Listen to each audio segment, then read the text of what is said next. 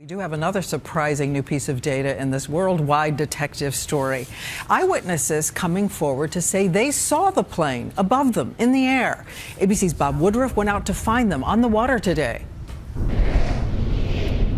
We traveled to the tiny fishing village of Cote de Barou to find witnesses who say they saw the plane. Could these have been the last people to see Flight 370? So you two both witnessed this plane? A group of men aboard this boat on the night the plane vanished, fishing for tuna.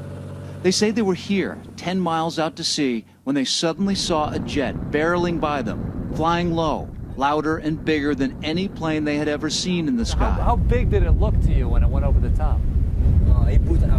He tells us that the body of the plane was not clear, but the lights were very bright. Could it have been the plane?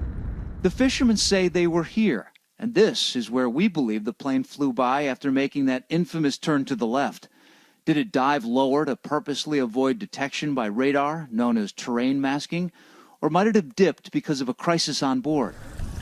Back in the fishing village, we did learn more about Farik Abdul Hamid, the co-pilot. This is where his grandmother lives, a nice home for this town. It is where he grew up. So you're 4 years old. You're 5. We also came across these children with their pictures of the missing plane. Their hopes, their prayers, is that it is found soon. Bob Woodruff, ABC News, Cote de Barou, Malaysia. With thanks to Bob, we want to bring in ABC's aviation expert, Steve Ganyard. And Steve, with the shifting information, anything lead to a greater probability of an accident? And we keep thinking maybe the pilots simply lost consciousness. Diane, I think we're at the point where we're going to have to entertain lots and lots of different theories. If they have any sort of validity, if there's anything that would lead us to that, we can't exclude anything. We're getting to the point in the investigation right now where there's very little science coming in. I think we've gotten as much as we're going to get from the satellites. There'll be some forensics on the ground. But we're at the point where we just can't rule out anything until we get that wreckage, until we get those black boxes. So everything entertained. And what about this location the Australians have now targeted in specifics? Where is it? How easy or hard is it now to get there and search?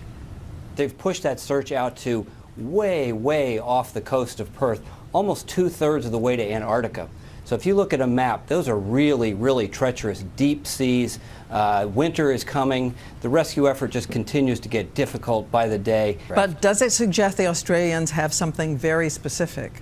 I believe that the Australians and the United States have come to a common agreement that they think that the most likely that the science is pointing them to this area well south of Perth, Australia. It is such, it's not even a needle in a haystack. It's a needle in thousands of fields of haystacks. So very, very difficult. All right, Steve Ganyard, thank you so much for once again bringing your perspective tonight. Thank you.